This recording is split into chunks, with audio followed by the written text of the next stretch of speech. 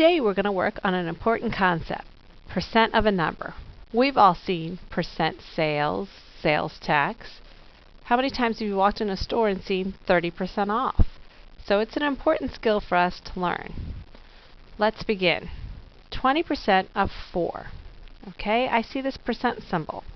I need to get rid of that. So that means I need to turn 20% into a number I can work with. The easiest way is to turn it into a decimal. You can do this one of two ways. Percent means of 100. So 20 out of 100. So 20 over 100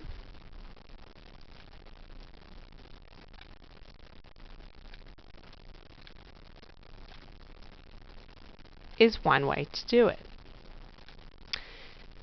But I could also make this a decimal. So I would do 20 divided by 100 and get 0.20.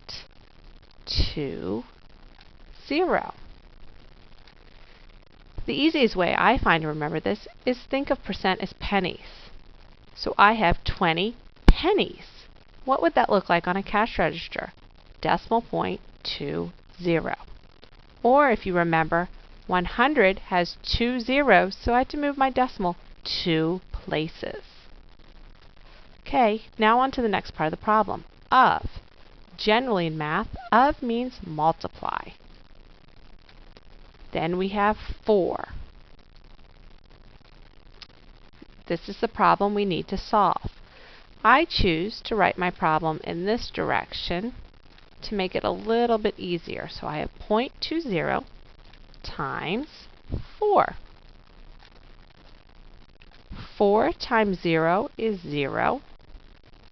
4 times 2 is 8. Now I need to count my spaces. 1, 2.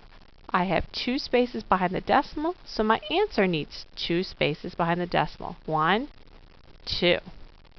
That makes my final answer 0.80. Or if this were money, it would be 80 cents. Or you could also say 8/10.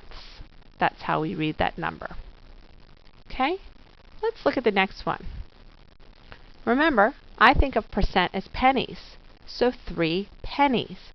What would that look like on a cash register? Well, as money, 3 pennies is decimal point 03.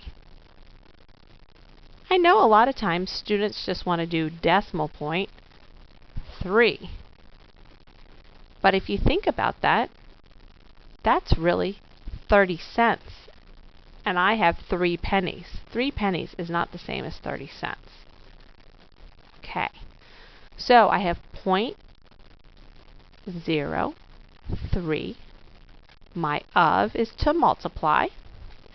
And the number 2. 2 times 3 is 6. 2 times 0 is 2. Sorry, 2 times 0 is 0. Decimal point. So my final answer is decimal point 03.